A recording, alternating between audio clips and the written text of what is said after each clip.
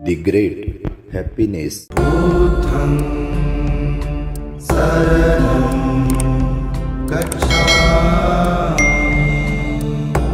सुखो बुद्धानं उपादो सुखासद्धमदेशना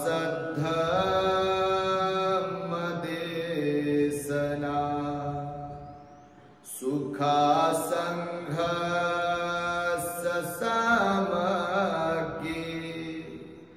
समगानं तपो सुखो।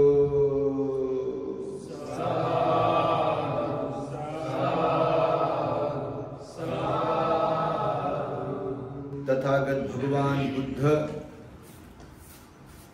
भगवान बुद्ध का धम्म और संघ और साथ ही डॉक्टर बाबा साहब अम्बेडकर, इन महान रत्नों को नमन करते हुए अपना जो the great happiness YouTube channel है, उनके सभी दर्शकों के प्रति मंगल मैत्री सद्भावना करते हुए आज की धम्म देशना को हम प्रारंभ कर रहे हैं। भगवान बुद्ध के बारे में, उनके धम्म के बारे में और उनके संघ के बारे में आप सभी को जानकारी हो, इसलिए पूजनीय आनंद कौशलैन भंते जी ने लिखा हुआ जो बुक है, धम्म बुक है, उसमें भगवान बुद्ध की जीवनी जो बताई है, मतलब जन्म से लेकर महापरिनिर्वाण तक, कल से हम देख रहे हैं। तो अभी हिंदी में बात करनी हमने शुरू की है, ये तो शुरुआत है, इसलिए परफेक्ट हिंदी तो है नहीं, लेकिन आप समझदार है ऐसे हम आशा करते हैं। और कल हमने देखा सिद्धार्थ गौतम बोधिसत्व का जन्म कैसे हुआ, उस समय कैसे माहौल था, और माया देवी जो राजा शुद्धोधन की रानी है, तो कपिल वस्तु से लुम्बिनी तक की यात्रा उनकी पूरी होने के बाद उनके मन में इच्छा हुई यहाँ थोड़ी देर के लिए रुकना चाहिए। तो जैसे ही लुम्बिनी वन में वो रुकी तो शाल वृक्ष की एक डाली को जैसे ही उन्होंने पकड़ा दोनों हाथ से, तो हवा का झोंका आया और डाली और महामाया देवी को ऊपर उठ गए। तो इसकी वजह से प्रसूति वेदना उनको शुरू हुई और वहीं पर सिद्धार्थ गौतम बोधिसत्व का जन्म हुआ खड़े खड़े ही। और उस दिन वैशाख पूर्णिमा थी। और जब जन्म होने के बाद सिद्धार्थ गौतम जब जन्म ग्रहण करते हैं माता महामाया देवी राजा शुद्धोधन के जरिए, तो हमने देखा कि उनका बचपना कैसे गया, कैसे गुजरा। और साथ ही साथ एक दिन जब छन्न के साथ नगर परिक्रमा के लिए निकले थे, तो एक दिन उन्होंने एक बूढ़े आदमी को देखा जिनके बाल पके हुए थे, कमर में से झुके हुए थे, वो जो बूढ़ा आदमी था, और हाथ पैर उनके ऐसे कांप रहे थे। तो छन्न को सिद्धार्थ गौतम ने पूछा कि ये आदमी ऐसा क्यों है और हम ऐसे क्यों हैं? हमारे बाल तो काले हैं, इसके सफेद कैसे? हम तो एकदम तंदुरुस्त है, लेकिन ये बुढ़ापे में कैसे आ गए?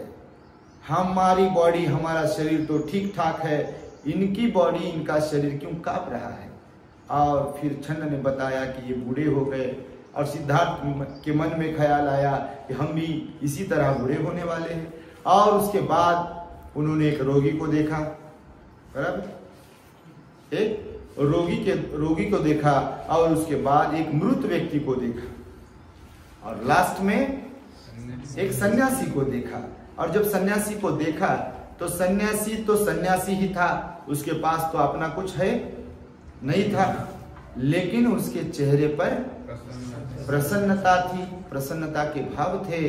तो सिद्धार्थ गौतम बोधिसत्व के मन में ख्याल आया कि ये सन्यासी है, फिर भी प्रसन्न मुद्रा में है, तो अपने भी जीवन में बुढ़ापा आने वाला है, हम भी रोगी बनने वाले हैं, बीमार बनने वाले हैं और हम भी मरने वाले हैं। अगर सच्चाई जीवन की ऐसी है तो फिर कुछ तो करना पड़ेगा। तो उनके मन में द्वंद्व चल रहा था।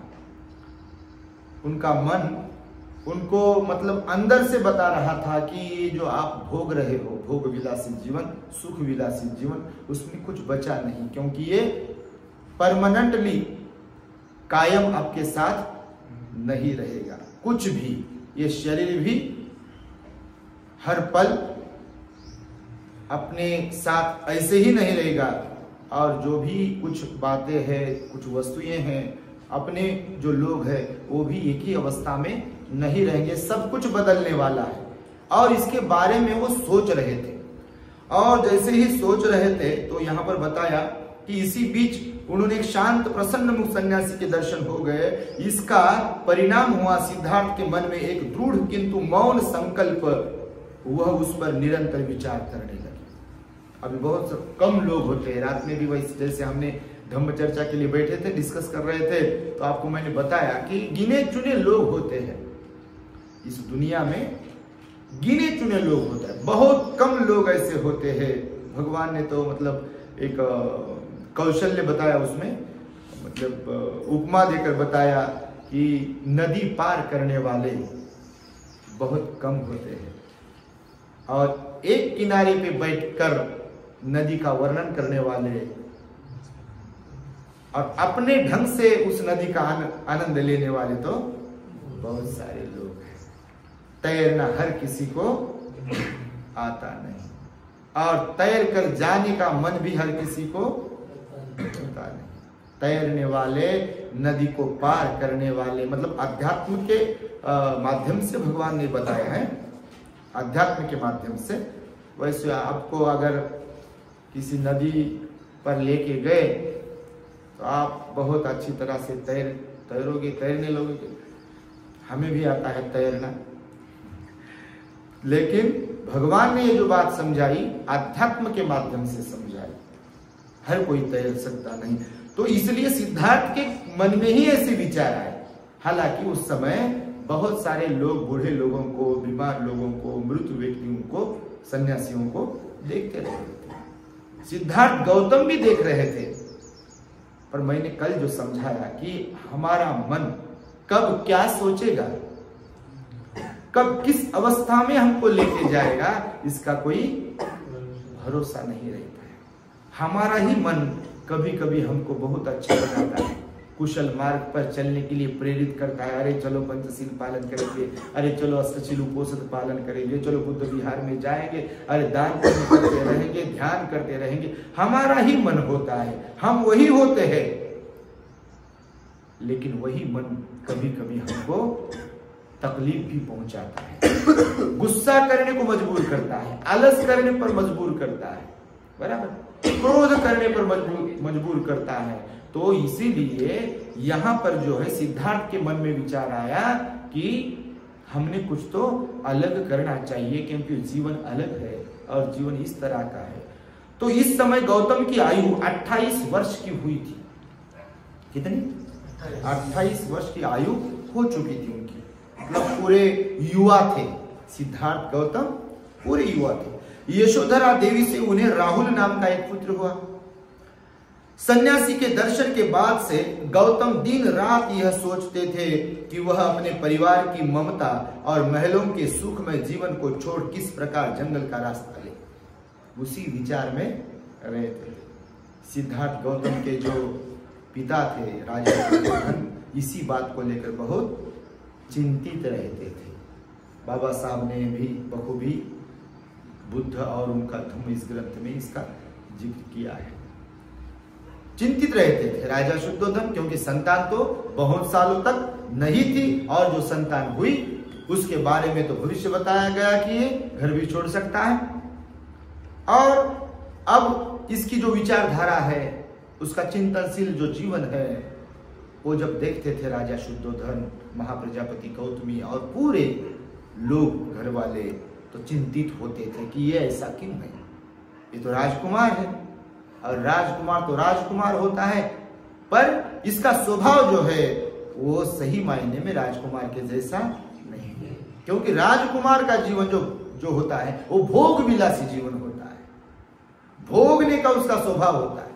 अभी भी देखो, कभी कोई अमीर बन जाता है, धनवान बन जाता है, पैसे जब आते हैं लोगों के पास तो लोग अपना जो भूत होता है, मतलब भूतकाल जो होता है वो कभी कभी कुछ लोग भूल जाते हैं और अलग ही जीवन बनाते हैं खुद का, कि बस ये मेरा है, मैं ऐसा हूँ वगैरह वगैरह।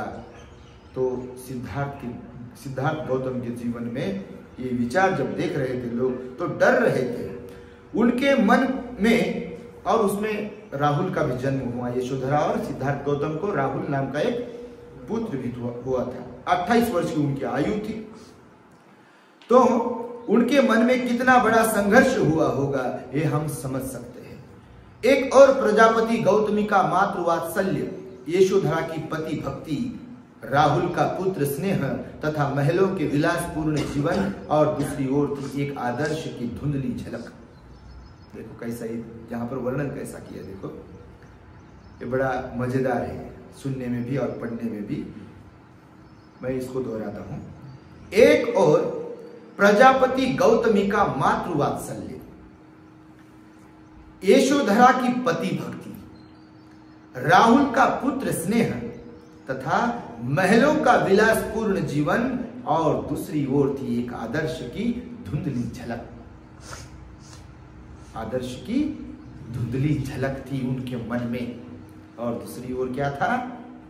वात्सल्य प्रेम जो है, माँ की ममता जो होती है, पत्नी का जो स्नेह होता है, और राजविलासी जो जीवन होता है, ये एक तरफ था। और दूसरी तरफ उनके मन में ऐसे विचार आ रहे थे, एक आदर्श की धुंधली झलक उनके मन में आती थी बार बार कि ये छोड़ देना चाहिए, इसमें कुछ रखा नहीं है। हर किसी के मन में ऐसे विचार नहीं है।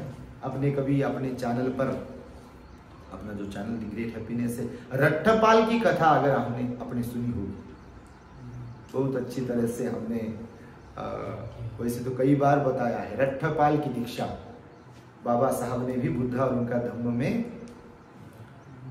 उसको रखा है। उनकी जो दीक्षा हुई उसका जो किस्सा है बड़ा मजेदार है और बड़ा प्रेरित करता है हर किसी युवा को जो राजविलासी भोगविलासी जीवन में रममान हुए हैं, उसका आनंद उठाते हैं।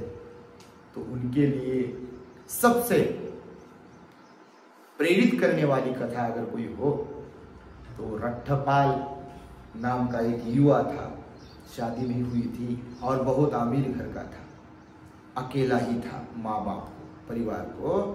और जब भगवान आए उसके गांव में, कुरुक्षेत्र आज का जो हरियाणा है, कुरुक्षेत्र कहते थे उस समय उसको, आज भी कहते कभी कभी कुछ लोग। तो भगवान आए थे उधर उसके गांव में तुल्लकोटी। और जब भगवान को मिलने के लिए गांव के कुछ लोग गए तो उनके साथ रट्ठपाल भी गए थे। रट्ठपाल युवा थे, बाकी लोग तो थोड़े ज्येष्ठ थे, सीनियर थे। और जब भगवान का उपदेश सुना और घर लौट रहे थे सब लोग, तो बीच में से रट्ठपाल फिर से भगवान के पास गए। बाकी लोग तो अपने अपने घर गए और रट्ठपाल ने भगवान को अभिवादन कर वंदन करके विनती की, भगवान मेरे मन में विचार आ रहा है कि मैं भी सब कुछ त्याग कर, घर बार छोड़कर आपके पास आपका शिष्य बनकर रहूं, दीक्षित बन के रहूं, भिक्षु बन के रहूं। तो भगवान ने कहा कि ये ऐसे ही मैं किसी को दीक्षा नहीं देता, अगर घर वालों की परमिशन है तो ही दीक्षित कर सकता हूँ।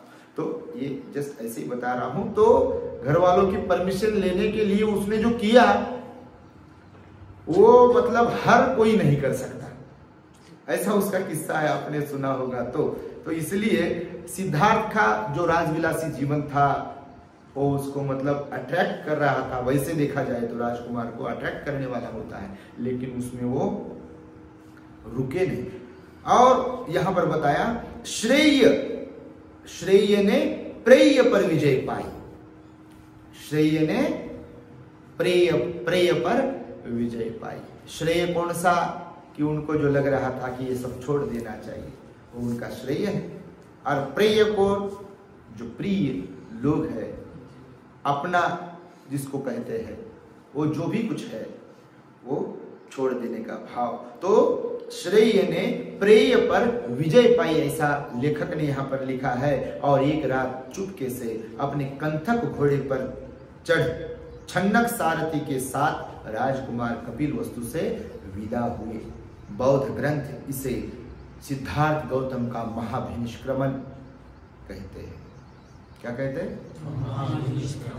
तो यहाँ पर जो मतलब लेखक ने बताया, शब्द अलग अलग तरह से रखे जाते हैं कभी कभी, और मोड़ तोड़ कर भी रखे जाते हैं, लेकिन इधर मोड़ तोड़ के नहीं रखे हैं, जैसा है वैसे ही रखे हैं। लेकिन समझने वालों का ऐसा लग रहा होगा कि एक रात मतलब चुपके से सिद्धार्थ गौतम चले गए।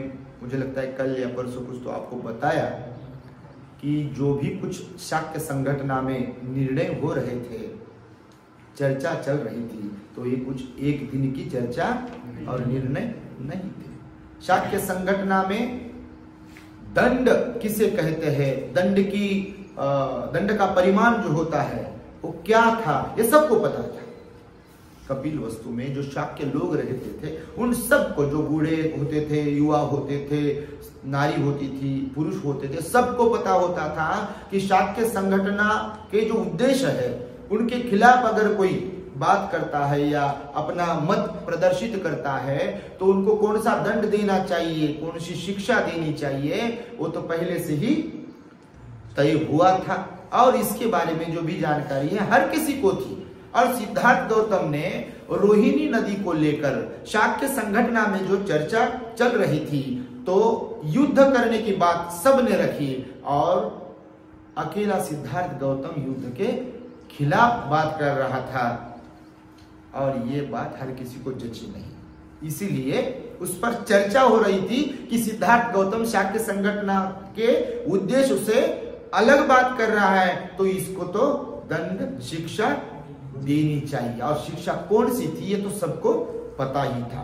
तो ये एक दिन का कुछ मतलब मैटर नहीं था, ये मतलब समझने की बात है। इस पर मतलब समझना बहुत जरूरी है, नहीं तो लोगों में कभी कभी ऐसा मतलब निगेटिवली डिस्कस होता है या कुछ मतलब वैसे सोचते हैं लोग कि बस उन्होंने कहा शाक्य संगठना ने कि ऐसा ऐसा 3 प्रकार का दंड है, शिक्षा है, और उसमें से एक आपको स्वीकार करनी पड़ेगी और आपको जो भी कुछ है वो शिक्षा भोगनी पड़ेगी।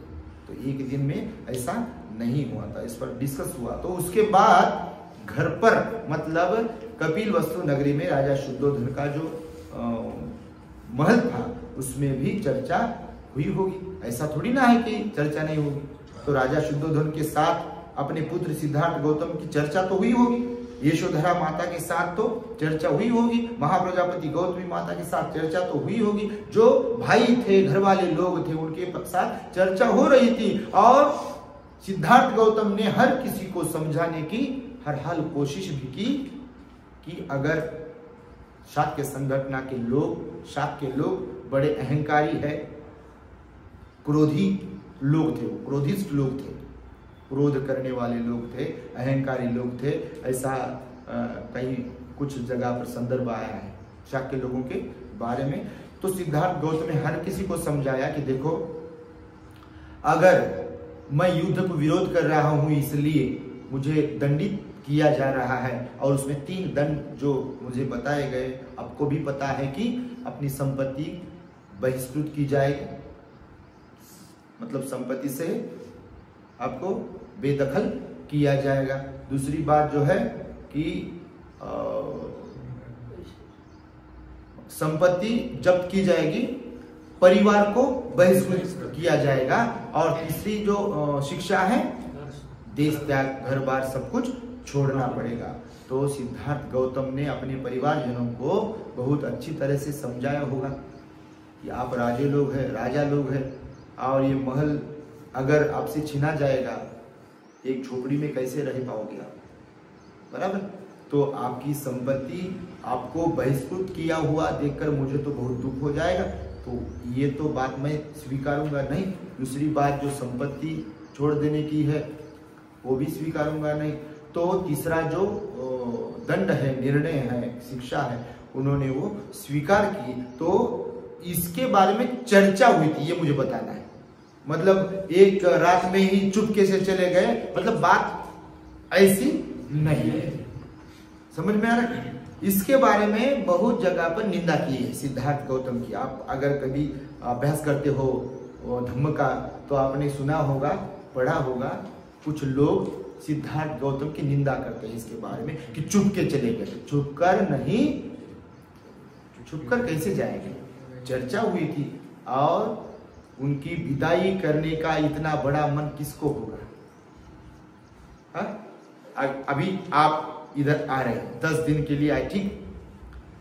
अभी 14 तारीख को रात में अगर आपको फोन मिलेगा नहीं तो पहला कॉल किसको करोगे? हाँ? घर वालों को ही, परिवारजनों को ही करोगे या दुश्मन को करोगे? हाँ? जो काम का कुछ मतलब मसला हो तो उसको करोगे या अपने परिवारजनों को करोगे? आप तो नॉर्मल कॉल तो करेंगे नहीं। पहले वीडियो पहचाना हमको, मुंडर किया हमने, ऐसा वैसा, बराबर। तो अगर उनको आप कभी फोन पे बात करोगे कि नहीं मैं 10 दिन तो इधर रुका हूँ और बहुत सारे उपदेश सुने हमने भंतेजी से भगवान बुद्ध के, और रट्ठपाल के जैसा हमारा भी मन बन गया और हम तो अभी घर नहीं आने वाले, समझो। अभी मुझे बताओ, अगर कभी आप ऐसा फोन पे भी बात करोगे तो घर वाले हैप्पी हो जाएंगे, हाँ, खुश हो जाएंगे। अगर माँ है तो माँ का तो चेहरा ही उतर जाएगा, बराबर। जो भी कोई है घर पर, उनको अच्छा कैसे लगेगा? अपने लोग जब छोड़ के जाते हैं तो किसी को भी अच्छा नहीं लगता है। हमारी माँ के बारे में भी बोलता हूँ मैं, अभी इतना साल हुआ मैंने घर छोड़ा है, बचपन से, लेकिन कभी प्रोग्राम में मुलाकात होती या गांव में जब प्रोग्राम में बुलाते हैं और जब देखती है तो मेरे चेहरे को ही देखती, बाकी कुछ नहीं देखती। मतलब आपको मैं बता रहा हूँ, किसी की भी माँ बहुत प्यार होता है उसका। सिद्धार्थ गौतम, हाँ, सिद्धार्थ गौतम की जो माँ है, मतलब जिन्होंने उनको पाला पोसा बड़ा किया, महाप्रजापति गौतमी, जन्म देने वाली तो महामाया, जब 7 साल बाद अपना पुत्र बुद्ध बनकर अपने शिष्यों के साथ कपिलवस्तु आया था, भगवान सम्यक संबुद्ध कपिलवस्तु गए 7 साल, वर्षावास में निग्रोध विहार में उनके लिए निग्रोध विहार बनाया, बहुत बड़ा विहार। शाक्य लोगों ने वहां पर रुके थे। जब भोजन के लिए आए तो भोजन भी हुआ, बातचीत भी हुई, बहुत रोना गिड़गिड़ाया, हो गया सब कुछ। और जब विहार में वर्षावास किया तो उसके उपरांत एक वस्त्र, 2 वस्त्र बनाए अपने हाथ से, एक हाथ से। महाप्रजापति गौतमी, माँ का प्यार बहुत अलग होता है, उसकी तुलना, उसका कंपेयर किसी के भी प्यार के साथ नहीं हो सकता। माँ माँ ही होती है। तो महाप्रजापति गौतमी ने जो चिवर वस्त्र बनाया था अपने हाथ से, उस समय कंपनियां तो नहीं थी ना, अपने हाथ से बनाना पड़ता था कपड़ा, वस्त्र, तो अपने पुत्र के लिए ही बनाया। लेकिन भगवान थे तो भगवान ने समझाया कि संघ को अगर देने का मन करोगी तो बहुत बड़ा पुण्य होगा, महापुण्य प्राप्त होगा। संघ को देने का बहुत बड़ा महापुण्य होता है। एक भिक्षु को देने से भी पुण्य होता है, बराबर। लेकिन संघ का उद्देश्य रखकर जब कोई दान देता है तो उसका बहुत बड़ा पुण्य होता है, क्योंकि संघ में बुद्ध होते हैं, ऐसा भगवान ने ही बताया है। संघ में बुद्ध होते हैं, भले ही शरीर से बुद्ध अभी नहीं है, लेकिन भगवान का ही उपदेश है। भगवान बोलते हैं जब तक मेरा संघ रहेगा, भिक्षु संघ, जब तक मेरा भिक्षु संघ रहेगा, उस भिक्षु संघ में मैं भी रहूंगा, शरीर से नहीं, धम्म के माध्यम से, सील के माध्यम से, संयम के माध्यम से, दान सील समाधि, इस धम्म के माध्यम से मैं भी रहूंगा तो संघ का दर्शन बहुत बड़ा दुर्लभ होता है। ऐसा भगवान ने कहा। संघ को दान देना भी बहुत बड़ा दुर्लभ और महापुण्यदायी होता है। तो ये बात इसलिए मैं समझा रहा हूं कि वो महाप्रजापति गौतमी ने अपने पुत्र को चिवर वस्त्र देने हैं इसलिए बनाया था, लेकिन भगवान ने संघ को देने के लिए बताया। तो ये बात इसलिए मैंने आपके सामने रखी कि ये जो मतलब महाभिनिष्क्रमण हुआ, छोड़ जाने की जो बात हुई थी, तो इसके बारे में चर्चा तो घर में हुई थी, पर एक दिन सब सोए हुए थे और उन्होंने तो बताया था कि मैं कल परसों जो भी कुछ है जाने वाला हूं। और फिर छन्न को, कंथक घोड़े को लेकर, छन्न को साथ में लेकर, छन्न तो फ्रेंड था, सेवक भी था, बहुत बड़ा ईमानदार था, और कंथक जो है उनका घोड़ा था, तो उसको लेकर के रात में राहुल सोया हुआ था, यशोधरा सोई हुई है, सब लोग सोए हुए हैं।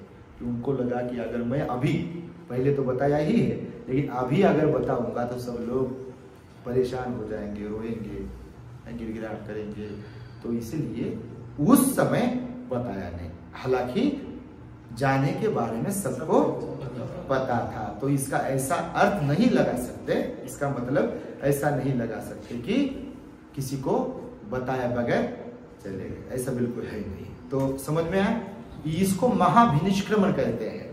सब कुछ पास में होकर उसका त्याग करना, सब कुछ मतलब जैसे सन्यासी बनने के अलग अलग उद्देश्य होते हैं। अभी भी देखो, कल भी, आज भी और आगे भी, अगर कोई सन्यासी बनते हैं ना किसी भी धर्म में, तो हर किसी की परिस्थिति, हर किसी का उद्देश्य अलग अलग होता है। अपने देश में अगर आप देखते हो तो कभी कभी गरीबी से दुखी होकर भी संन्यास लेता है। रट्ठपाल को ही राजा ने जब कारण पूछे कि इसके वजह से आप सन्यासी हुए क्या, भिक्षु हुए क्या, अलग अलग कारण पूछे हैं। सन्यासी होने के जो कारण होते हैं ना, उस धम्मदेशना में दिए हैं अपने चैनल पे, जो है रट्ठपाल के देश। तो सिद्धार्थ गौतम ने जो गृह त्याग किया ना, तो उसमें उसका कुछ कारण नहीं था, बीमार नहीं थे, आप्तजन जो थे परिवारजन वो कुछ मरे नहीं थे, उनको छोड़कर भी चले गए नहीं थे, और उनके पास मतलब गरीबी थी ऐसा भी कुछ नहीं था, झगड़ा वगैरह हुआ ऐसा भी कुछ कारण नहीं था।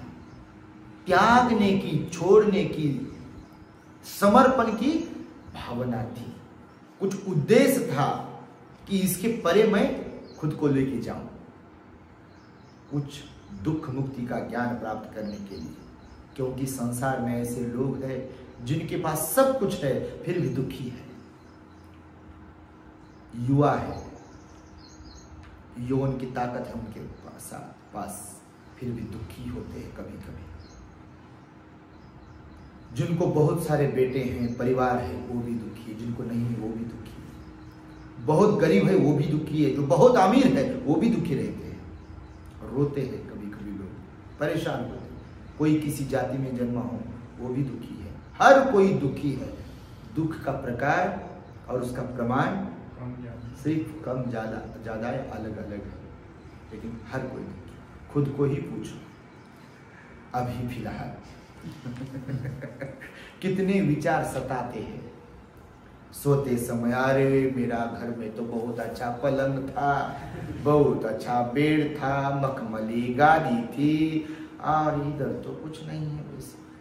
घर में एसी था, फैन था, क्या क्या था, मतलब ऐसी सोच आती है मन में। बाथरूम में जाओ तो भी सोच आती है, जब खाना खा रहे भिक्षा पात्र में तो भी सोच आती है, बराबर। कुछ पदार्थ है अच्छे भी क्यों ना हो, लेकिन घर की टेस्ट अलग ही होती है। और उधर बोल सकते हैं, अरे नमक बहुत कम है, तीखा बहुत ज्यादा है, मसाला नहीं है, ऑयल नहीं, कम है, ज्यादा है, मैं नहीं खाऊंगा वगैरह। इधर क्या खाओगे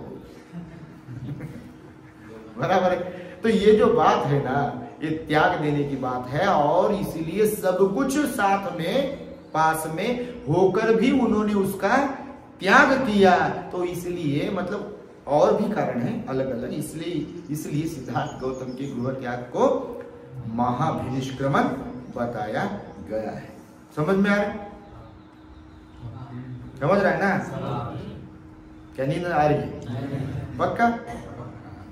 हमारा भी स्टडी हो रहा है आपके साथ। तो ये महाभिनिष्क्रमण हो गया। तो अभी ये तो मतलब एक क्या बोलते चैप्टर जो है इसका क्लोज हुआ। दूसरा जो उसके बाद क्या हुआ, अभी महाभिनिष्क्रमण हो गया। जन्म से बचपना, युवावस्था ना, और क्या बोलते उसको, बूढ़ा आदमी को देखना, रोगी को देखना, मृत को देखना और सन्यासी को देखना, ये 4 घटनाएं जो है गृह त्याग को कारण बनी, वो भी देखा। और उसके बाद में शाक्य संगठना के बारे में, उसके दंड के बारे में, शिक्षा के बारे में भी हमने सुना।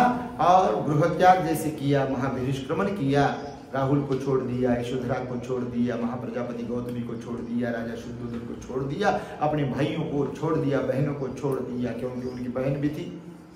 सिद्धार्थ गौतम की बहन कौन थी? सिद्धार्थ गौतम की बहन रूपनंदा थी। क्या? और सिद्धार्थ गौतम के भाई भी थे, उनका नाम नंद था। महामाया देवी से राजा शुद्धोधन और महामाया देवी को बहुत सालों बाद जो संतान हुई उसका नाम सिद्धार्थ। समझ रहे हो? महामाया देवी का जो देहांत हो गया तो उनकी ही बहन महाप्रजापति गौतमी राजा शुद्धोधन की पत्नी बन गई। और फिर राजा शुद्धोधन और महाप्रजापति गौतमी को 2 संतानें हुई। एक रूपनंदा नाम की बेटी और नंद नाम के बेटे। आप कभी सुनते हो हमारी धम्मदेशनाएं, तो नंद की कहानी भी हमने बताई। वो तो इतनी मजेदार है। शादी हो रही थी, अभी मैंने मराठी में तो समझाया, अभी चल रहा है वीडियो। तो वो जो सिद्धार्थ गौतम के भाई थे नंद, शादी का माहौल चल रहा था। तब भगवान सम्यक संबुद्ध कपिलवस्तु नगरी में ही थे अपने शिष्यों के साथ। तो शादी का माहौल चल रहा था कपिलवस्तु नगरी में, राजा शुद्धोधन के घर पर, राजा के घर पर शादी का माहौल था। और भगवान बुद्ध को भिक्षु संघ सहित भोजन के लिए आमंत्रित किया था। अभी शादी होने ही वाली थी, दुल्हन तैयार थी। अब उस समय दुल्हन को भी लाया गया होगा, दुल्हन भी तैयार थी, सज धज के, साज श्रृंगार करके दुल्हन भी तैयार थी। सब लोग आए थे, मेहमान शादी में सब लोग आए थे, पूरी तैयारी हो चुकी थी। अभी कुछ समय बाद शादी होनी ही थी, दूल्हा भी सजा हुआ था। अभी वो जो आनंद होता है, अभी भी हम देखते हैं घोड़े पे बैठ के, थोड़ा सा रुको डांस करने दो, डीजे लगाया, थोड़ा सा बस एक ही दिन नाचने का मौका मिलता। मतलब हम ऐसे सोचते हैं, बाकी पूरी जिंदगी भर इशारे पे नाचता है। मतलब सभी लोग नहीं, आप तो बिल्कुल नहीं, आपके जैसा तो कोई नहीं, लेकिन कुछ लोगों की बात तो ऐसी ही है। देख लो, शादी के दिन बाहर का डीजे पैसा देकर वो नाचता है उस पर, और जिंदगी भर के लिए अगर गणित फेल हो गया, गणित अगर फेल हो जाता है तो घर का डीजे नचाता है उसका। हाँ, गए नहीं काम पर, ये नहीं लाया, क्या खाएंगे? हाँ, ये शराब पी कर आए, इधर ही बैठे, बाहर नहीं गए। ऐसा होता है। जो शादीशुदा है गए उस माहौल में। क्योंकि संसार ही है, और ये बातें तो होती ही रहती है। और अपने देश में तो बहुत सारे घरों में ये बातें होती है। तो इसलिए जो नंद है ना, सिद्धार्थ गौतम के भाई, शादी तो हो रही थी उनकी, और भगवान तो आए भोजन के लिए भिक्षु संघ के साथ भोजन हो गया, दान अनुमोदन जैसे हम करते हैं, तो भगवान ने उपदेश भी दिया, दान का महत्व समझाया, शील का महत्व समझाया, ध्यान का भी महत्व समझाया, सन्यासी जीवन का भी महत्व समझाया, सबको उपदेश दिया। लोग तो संतुष्ट हो गए। जाने की जब बारी आई भगवान बुद्ध की महल से, महल में कहाँ रहेंगे, महल तो छोड़ दिया है ना, तो महल में क्या रुकेंगे, भोजन के लिए तो आए थे, उपदेश करने के लिए तो आए थे, लेकिन अभी विहार में जाना हो तो उठ गए भगवान। भगवान उठे तो भगवान का जो भिक्षा पात्र था जिसमें हम अभी भोजन कर रहे थे हर दिन, भिक्षा पात्र, तो भगवान का भिक्षा पात्र भगवान ने दूल्हे के पास हाथ में थमा दिया, सौंप दिया, नंद पकड़ो। अभी नंद तो भाई भी था और भगवान भाई भी थे और भगवान सम्यक संबुद्ध थे और उनको तो राजा शुद्धोधन भी वंदन कर रहे थे पिताजी होने के बावजूद भी, क्योंकि बुद्ध बुद्ध होते हैं। अभी आप भी 10 दिन के लिए ही क्यों ना हो, भंते जी बन गए ना, सामने बन गए ना, पर फिर भी लोग वंदा भी भंते जी पंचांग प्रणाम कर रहे हैं ना लोग, क्योंकि ये जो है मैंने आपको बताया, ये अरहत की ध्वजा है, ये बुद्ध का वस्त्र है ना, इसकी पवित्रता है और इसलिए लोग हाथ जोड़ते हैं, वंदन करते हैं, आशीर्वाद की आशा रखते हैं। बराबर। तो दूल्हे को बुलाया, देखो भगवान कैसे होते हैं, लेकिन उसका भी पुण्य होगा। सिद्धार्थ गौतम मतलब बुद्ध होने वाले पुरुष का भाई बनना ये सादी बात होती, बिल्कुल नहीं। तो फिर दूल्हे के हाथ में भिक्षा पात्र दे दिया, उसका मतलब ऐसे था कि ये पकड़ो, और भगवान निकल पड़े विहार की ओर। विहार तो बाहर था गांव, और भिक्षा पात्र दिया। अब ये तो दूल्हा है, इसके मन में तो लड्डू फूट रहे होंगे, जैसे अभी भी जब शादी करते हैं लोग तो लड्डू फूटते हैं, इसलिए तो उस दिन क्यों ना हो एंजॉय करते हैं लोग, नाचना वगैरह, खाना पीना बहुत कुछ करते हैं। आपकी जो मतलब अभी जो शादियां होती है वो बहुत मतलब रॉन्ग प्रोग्राम हो रहे हैं, गलत तरीके से नाचना पीना खाना, ये बुद्ध धर्म के अनुसार नहीं है। हम बुद्ध के अनुयायी, बाबा साहब के अनुयायी हैं, और शादियां समय पर भी नहीं लगती, ये बहुत गलत है। हमारे लोगों ने इसके बारे में थोड़ा सोचना चाहिए, हम कहाँ जा रहे हैं। हम उन महापुरुषों के अनुयायी है जो पूरे दुनिया के आदर्श है। भगवान बुद्ध को आदर्श मानते हैं लोग, बाबा साहब को भी आदर्श दुनिया मान रही है। अमेरिका जैसे देश है, लंदन जैसे, इंग्लैंड जैसे देश उनको आदर्श मान रही है, देखो, और उनके अनुयायी अगर भटक रहे हैं तो ये बात बिल्कुल गलत है। तो इसलिए भगवान निकल पड़े, भिक्षा पात्र दे दिया, वो भी ना नहीं बोल सका। भगवान को कौन ना बोलेगा? अगर आपको मैं अभी कुछ बताऊं तो मैं तो सीधा साधा हूं, छोटा हूं, लेकिन आपसे थोड़ा सीनियर हूं, तो अगर मैं आपको कुछ बताऊं, बोलूंगा, काम सौंपूंगा, तो आप बोले नहीं मैं नहीं बोलूंगा, ऐसा बोलेंगे क्या आप? नहीं, वो एक रिस्पेक्ट है, आदर है, आप बोलोगे जीवन, बराबर। तो काफिला जो है वो निकल पड़ा भिक्षु संघ का, भगवान सामने और दूल्हा जो है बाजू में, साथ साथ जा रहे। अभी दूल्हे को लगा, ये मैं अपने चैनल पे हिंदी में जा रहा है करके बता रहा हूं, तो दूल्हा तो कुछ बोल नहीं पा रहा था, भगवान आगे आगे आगे आगे निकल रहे थे। दूल्हे को लगा कि शादी तो हो रही है मेरी, अभी होने वाली है, तो भगवान महल के बाहर जाने के बाद भिक्षा पात्र अपने पास ले लेंगे और मुझे छोड़ देंगे।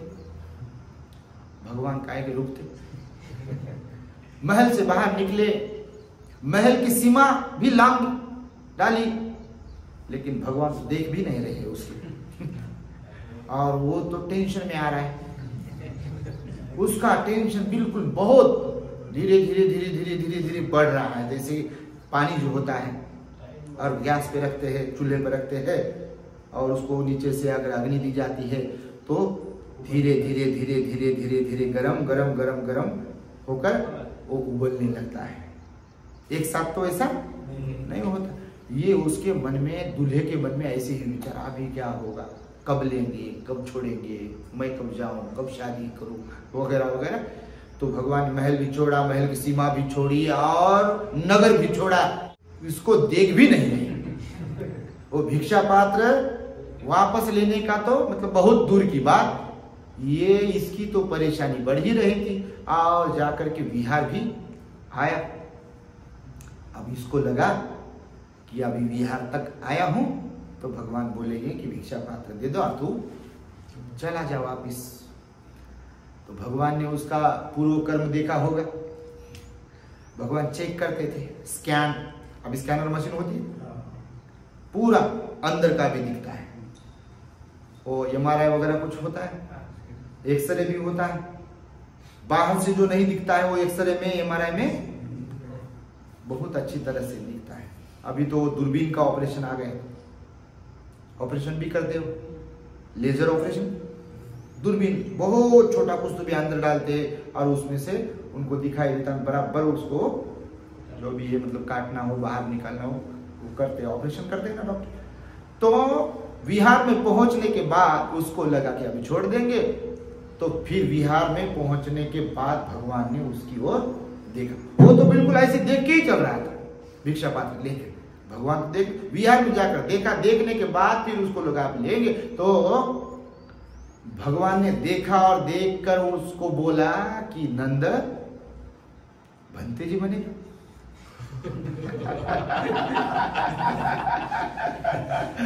अभी आप कल्पना कर सकते हैं उसकी जगह पर जो मतलब शादीशुदा नहीं है वही कल्पना कर सकते हैं, जो शादीशुदा है वो बिल्कुल नहीं कल्पना करेगा, फिर से क्या कल्पना करेगा वो बेचारा। जो शादीशुदा नहीं है वही कल्पना करेगा। आप कर सकते हो कि नंद की जगह पर आप हो और आपको मतलब बताया जा रहा है कि भंते जी बनेंगे, तो ये तो हैंग हो जाएगा पहले, क्योंकि भंते जी बनने की कल्पना भी कभी की नहीं, हैंग हो जाएगा। क्योंकि हर किसी की श्रद्धा, हर किसी का पुण्य नहीं होता है। तो वो थोड़ी देर के लिए रियल में हैंग हो गए, क्योंकि मेरे मन में तो पूरे शादी के ख्याल है, वैवाहिक जीवन जीने के ख्याल है, कितने सारे सपने मैंने देखे शादी को लेकर, और भगवान बोल रहे नंद भंते जी बनेगा, भिक्षु बनेगा। तो थोड़ी देर के लिए तो पूरा मतलब हैंग हो गया। जैसे मोबाइल लोड आने पर उसको काम ज्यादा अगर देते हैं ना तो हैंग होता है। हमारा दिमाग भी वैसे अपनी सोच के विरुद्ध को जब बात होती है तो हैंग हो जाता है, काम करना बंद हो जाता है। तो फिर थोड़ी देर के लिए एकदम सब तरफ शांति। भगवान ने फिर से दोहराया उसको, नंद भिक्षु बनेगा। अभी ऐसे बोलने के बाद उसको लगा कि ये तो मेरे भाई भी है, मेरे से बड़े, और दूसरी बात तो ये सम्यक संबुद्ध है, और इनके शिष्य बनने के लिए ब्राह्मण, क्षत्रिय, वैश्य, शूद्र, राजा लोग, प्रधान लोग और श्रेष्ठी, महाश्रेष्ठी महिलाएं भी आती है इनका शिष्यत्व स्वीकारने के लिए। मैं तो घर वाला हूं, अगर मैं ना कहूं तो इनका अपमान है, क्योंकि सारे भिक्षु भी थे ना वहां मौजूद।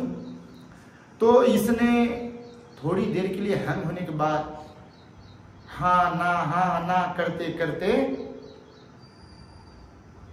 ऐसी सिर उठाई, सिर जो है ना ऐसा, हाँ ठीक, मतलब इच्छा तो है नहीं लेकिन ना नहीं कह सकता, इसलिए हाँ कह दी और बन गया भंते जी। भंते जी बनने के बाद अगर किसी की इच्छा ही नहीं है समझो, और उसको जबरदस्ती जीवन में रखा है, भंते जी रखा है, तो उसका मन अच्छी तरह से काम करेगा नहीं। तो नंद का भी वैसे ही हुआ। लेकिन भगवान करुणामय है, तो उसके आगे का जो मतलब जो कहानी है ना, उसको कैसे भगवान ने उसमें परिवर्तन लाया, उसका माइंड कैसे कन्वर्ट किया, उसकी कहानी अपने चैनल पर है। मराठी में है, वो तो आप सुन सकते हो। आपको इसलिए बताया कि मैं ऐसी इस प्रकार भगवान ने, सिद्धार्थ गौतम ने महाभिनिष्क्रमण किया। तो कितने उदाहरण दिए आपको? 2 उदाहरण दिए मैंने। एक तो रट्ठपाल का उदाहरण दिया और नंद का उदाहरण दिया। आपको समझ में आया? तो ये दूसरा चैप्टर शुरू करूं मैं? खाना ही खाना है, समय है अभी। दूसरा तो कुछ काम है नहीं, तो थोड़ा सा लेता हूं। शाक्यों के देश से मल्लों के देश में घूमते घूमते यह अकिंचन राजकुमार विद्यार्थी गंगा को पार कर राजगृह पहुंचा। अभी सुनो, गृह तय किया ना। शाक्यों के देश से मल्लों के देश में घूमते घूमते यह अकिंचन, अकिंचन यानी जिन्हें अपना सब कुछ गवाए, अपना जो होता है वो सब कुछ जिसने छोड़ दिया, त्याग दिया उसको, मतलब क्या बोलते हैं उसको, अकिंचन की स्टोरी भी है बुद्ध धर्म में। अकिंचन नाम का, अकिंचन मतलब वो बहुत गरीब है, उसके पास कुछ भी नहीं था, सर्वस्व उसने, मतलब कुछ भी नहीं था, तो सर्वस्व त्यागने वाला जो इंसान होता है उसको अकिंचन कहते हैं। तो यहाँ पर वो शब्द का इस्तेमाल किया कि शाक्यों के देश से मल्लों के देश में घूमते घूमते यह अकिंचन, मतलब जिसके पास कुछ भी नहीं है फिलहाल, वह राजकुमार विद्यार्थी गंगा को पार कर राजगृह पहुंचा। गंगा मतलब यानी गंगा नदी, आज भी है, उस समय भी थी। मार्ग में अलार कालम सदृश अनेक साधु महात्मा मिले। अभी साधु सन्यासी वो तब भी थे, सिद्धार्थ गौतम से पहले भी साधु सन्यासी थे, तो उनको साधु सन्यासी मिले, किंतु न तो किसी के कर्मकांडी जीवन और न किसी सुखे दर्शन शास्त्र ने उन कुमार के हृदय की प्यास बुझाई। राजगृह में बिंबिसार नरेश ने आग्रह किया, तुम्हारी यह वन वन घूमने की अवस्था नहीं, तुम या तो अपने माता पिता के पास लौट जाओ या मेरे साथ ही राज्य के हिस्सेदार बनकर रहो। कौन कह रहा है? उस समय मगध सम्राट था बिंबिसार, जिसने भगवान बुद्ध को सबसे पहला दान दिया, निवासी दान जिसे कहते हैं। वेलुवन आज भी है राजगिरी में, राजगृह से कहते हैं ना। तो यहाँ पर बताया है कि सिद्धार्थ गौतम ने गृह त्याग के बाद कैसे शाक्यों की सीमा लांघी और मल्लों का प्रदेश पास करने के बाद गंगा नदी भी पास की, और ऐसे ही घूमते घूमते राजगिरी तक, राजगृह उधर वो आए।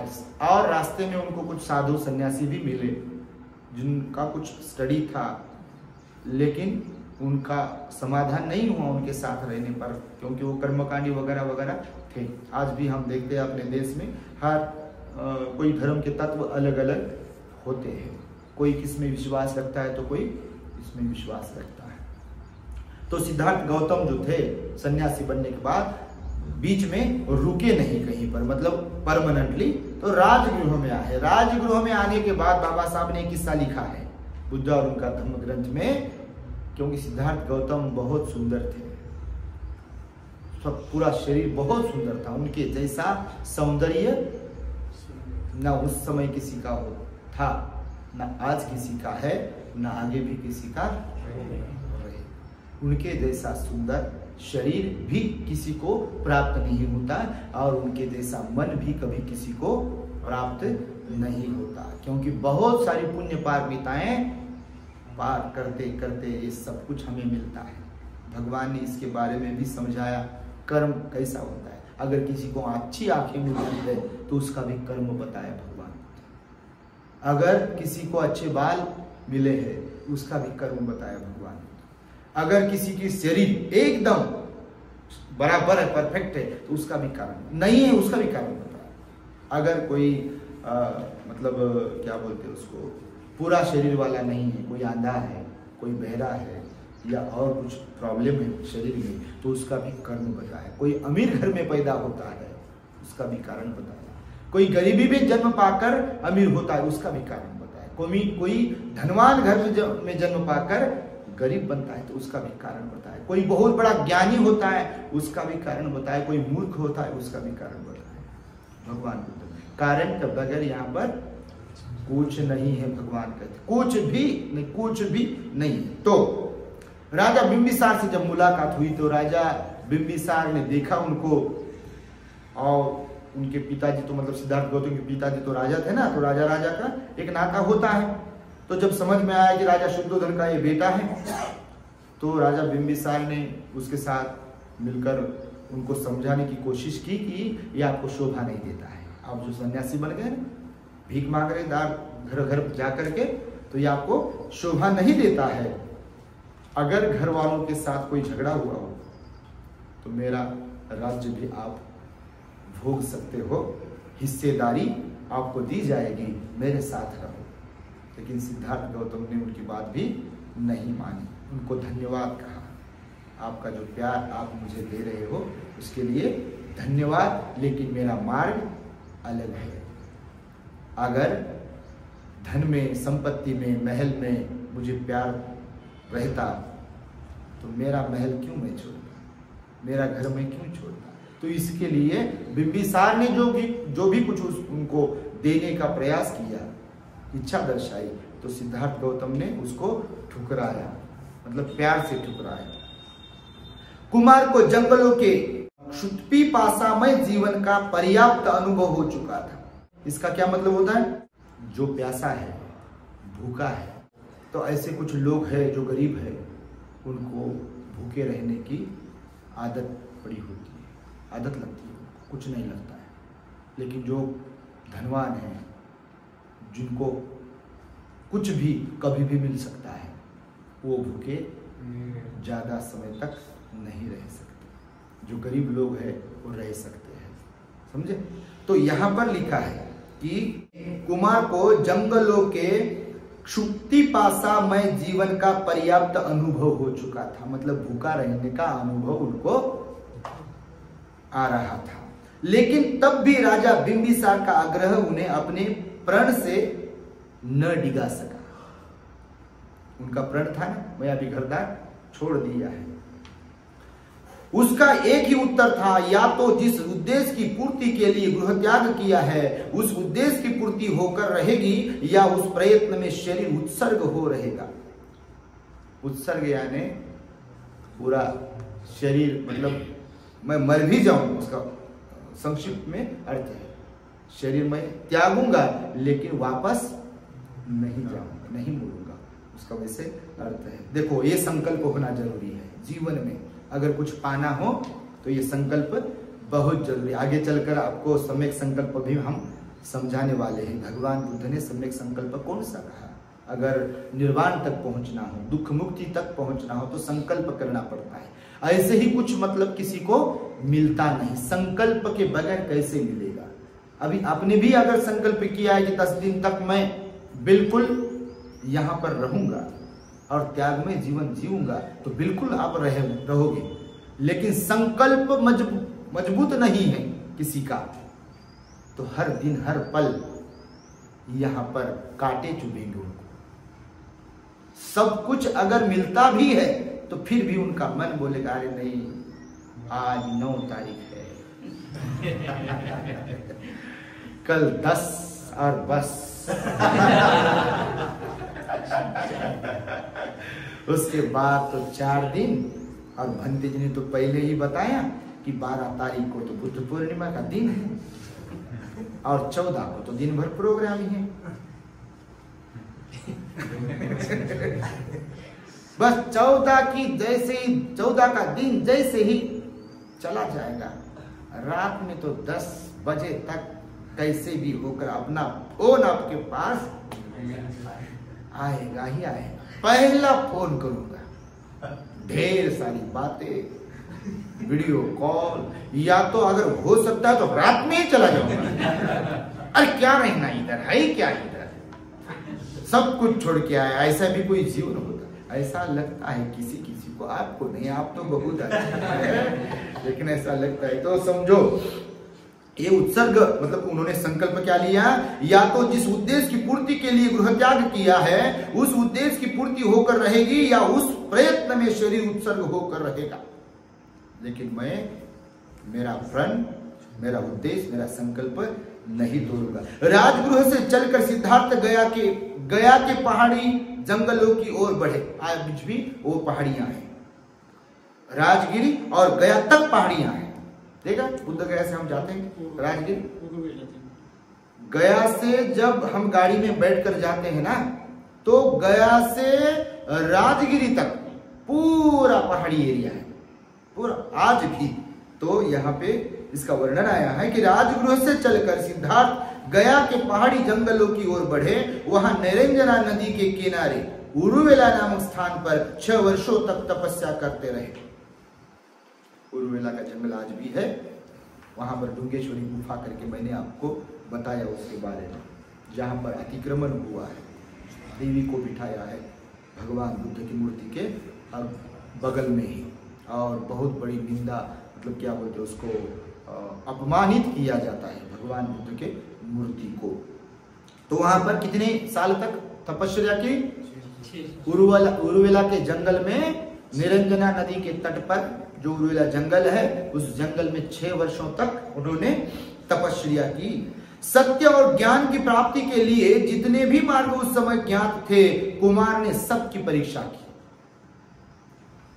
सत्य प्राप्त करने के लिए, ज्ञान प्राप्त करने के लिए उस समय जो भी कुछ मार्ग थे, तो सबकी परीक्षा उन्होंने की। आज जो हम देखते हैं ना, बुद्धा और उनका धम्म ग्रंथ में इसके बारे में डिटेल्स दिया बाबा साहब ने कि सिद्धार्थ गौतम ने 6 वर्ष की तपस्या करते समय क्या क्या किया, कौन कौन से व्रत पालन किए। आहार त्याग से शरीर को कृशता की अंतिम सीमा तक पहुंचा दिया, और इस क्रम को तब तक जारी रखा जब तक यह निश्चय नहीं हो गया कि इंद्रियों को सुखा देने मात्र से मन का शमन नहीं हो सकता। कृशता मतलब दुर्बल होना, शरीर अपना, उनका शरीर दुर्बल हुआ था। देखो 6 वर्ष की तपस्या जो की थी ना, तो पूरा शरीर कृश हुआ था, यानी दुर्बल हुआ था। आंखें अंदर गई थी, पूरा ये ऐसा अंदर गया था, पेट एकदम अंदर गया था, ये मांस बिल्कुल दिखाई नहीं देता था, हड्डियां ही हड्डियां, कंकाल दिखाई देती थी। अपनी कभी फोटो में वगैरह वो देखा होगा, कुछ पेंटर्स ने, फोटोग्राफर्स जो होते, चित्रकार जो होते, उन्होंने वो पेंटिंग्स बनाई है वैसे। एक्चुअल में सिद्धार्थ गौतम 6 वर्ष की तपस्या करते समय उनका शरीर का मतलब वैसे शरीर बना था उनका निश्चय था, चाहे मेरा चमड़ा, ये भी सुनो गौर से, निश्चय कौन सा किया उन्होंने, मतलब ज्ञान ऐसे ही प्राप्त नहीं होता। मैंने रात में समझाया, अगर कोई मेरे जैसा पगला अज्ञानी अपने अहंकार को लेकर ऐसा सोचेगा कि कोई जन्म वगैरह नहीं होते हैं, अगर अगला जन्म नहीं होता है, भव चक्र वगैरह कुछ नहीं होता है, सारी बातें झूठ है, समझो ऐसा कोई सोचता है तो बुद्धत्व तो प्राप्त किया, इतना तो भरोसा है। सिद्धार्थ गौतम बुद्ध मतलब बुद्ध होकर तो जन्म ग्रहण नहीं किया ना, माँ की कोख से बुद्ध तो बनना पड़ा, उसका प्रयत्न, उसका मार्ग है। तो अगर पुनर्भव नहीं है, मरने के बाद कुछ भी नहीं है, समझो, और मैं अगर बहुत विद्वान हूं, बहुत कुछ जानकारी है और कैसे प्राप्त नहीं होता है बुद्ध, तो मैं बैठता हूं, तो होगा प्राप्त? कैसे होगा प्राप्त? तो इससे इधर संकल्प कौन सा किया, निश्चय कौन सा किया? सुनो क्या बोलते हैं सिद्धार्थ गौतम, चाहे मेरा चमड़ा, नसें, हड्डियां ही क्यों न बाकी रह जाएं, चाहे शरीर, मांस, रक्त क्यों न सूख जाए, सम्यक संबोधि को प्राप्त किए बिना इस आसन को नहीं छोड़ूंगा। नींद आ रही? इधर सिद्धार्थ गौतम क्या करे,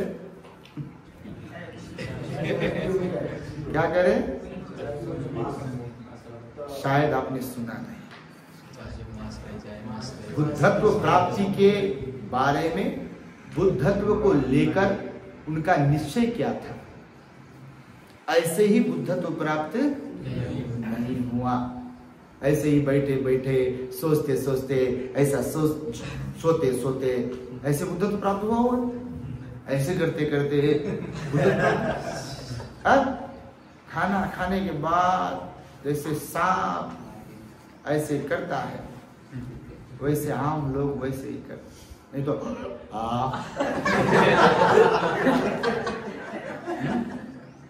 आलस जब हावी होता है, पंखे को देखेगा, दीवार को देखेगा, और सामने आंखें तो है, कब बंद हो जाएगी ये भी पता नहीं चलेगा। बैठे तो है, आपकी बात नहीं आप तो बहुत अच्छे से किस की बात चल रही है, औरों की बात चल रही है। तो ये सुनो, मैं इसको डबल मतलब रिपीट इसलिए कर रहा हूं कि जीवन में ऐसे ही किसी को कुछ नहीं मिलता है।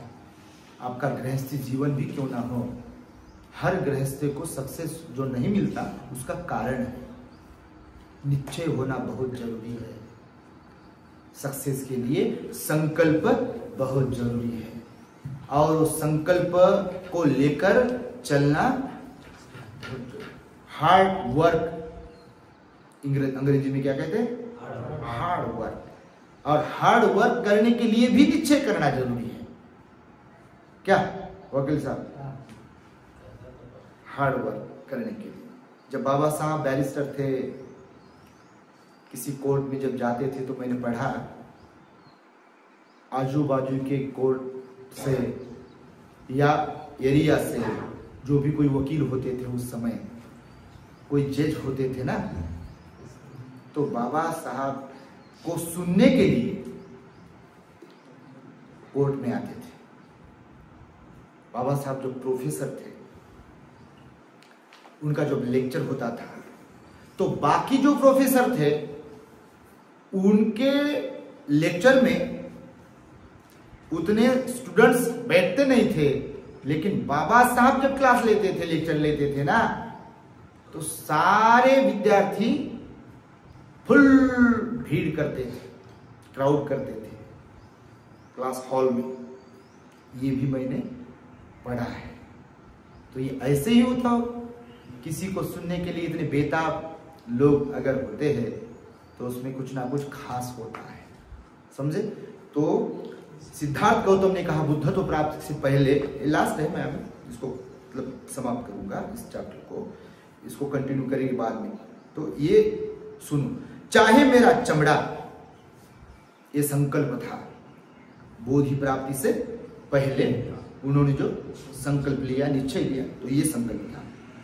ये वैशाख पूर्णिमा के दिन में, रात में या शाम में, इवनिंग में ये संकल्प लिया,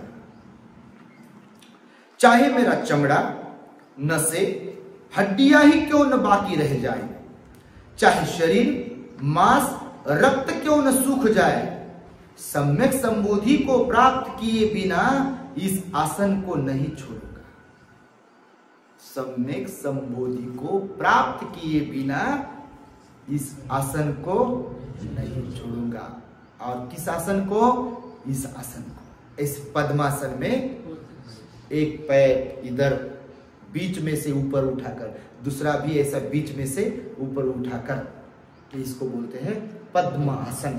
पद्म यानी कमल, पद्म यानी कमल, पद्मासन मतलब कमल के जैसा। ये बीच में पैर डाल के अंदर से उसको दोनों पैर को ऊपर उठाना, उसको जो पद्मासन। और पद्मासन में ही वो बैठे और बैठकर ऐसा निश्चय किया, संकल्प किया, मैं मर भी क्यों न जाऊं लेकिन ये आसन नहीं छोड़ूंगा। समझे? तो आज के लिए इतना ठीक है, आपको समझ रहा होगा ऐसी मैं आशा करता हूँ। और हर दिन मैं आपको बताऊंगा, सभी दर्शकों को भी, हमारी हिंदी कुछ खास नहीं है, लेकिन भगवान बुद्ध का धम्म लोगों तक पहुँचे, ज़्यादा से ज़्यादा लोगों तक पहुँचे, इसके लिए यह हमारा प्रयास है। क्योंकि महाराष्ट्र में तो मराठी भाषा बोली जाती है, बखूबी लोग समझते भी है, पर महाराष्ट्र के बाहर जो राज्य स्टेट है उसमें रहने वाले जो बौद्ध लोग हैं वो हिंदी समझते हैं। कुछ लोग, उनकी अपनी भाषा तो है पर हिंदी तो राष्ट्रभाषा है। तो इसीलिए ये आपके माध्यम से प्रयास चल रहा है हमारा कि हिंदी में बात कर सकूं। वैसे हमारी मातृभाषा हिंदी नहीं है करके परफेक्टली हिंदी नहीं बोल रहे हैं। और मैं तो आशा रखता हूँ कि आप तो बड़े समझदार हैं, ज्ञानी हैं और मेरी भावनाओं को समझेंगे, ऐसी आशा रखते हुए मेरे शब्द यहाँ पर मैं समाप्त करता हूँ।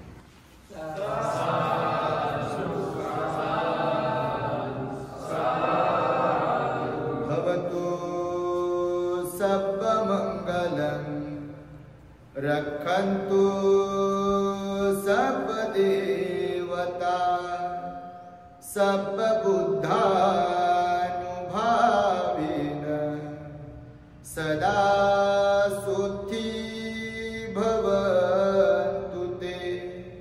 भवतु सर्वमंगलं रक्षन्तु सर्वदेवता सर्वधर्मानुभावेन सदा सुखी भवन्तु ते। भवतु सर्वमंगलं रक्षन्तु सर्वदेवता सर्वसंघानुभावेन सदा सुखी भवन्तु ते।